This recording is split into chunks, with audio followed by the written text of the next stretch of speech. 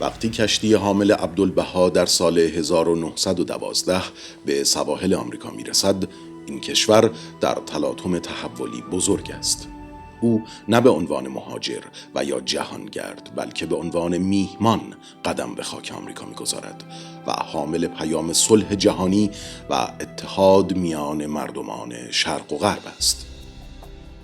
او با چشماندازی روشن از آینده در طی 239 روز سفرش برای ملاقات با مردم و سخنرانی راهی مناطق و شهرهای مختلف آمریکا چون نیویورک، واشنگتن دی سی، بوستون، مونترال، شیکاگو، مینیاپولیس، دنور، سان فرانسیسکو و الیوت مین می شود.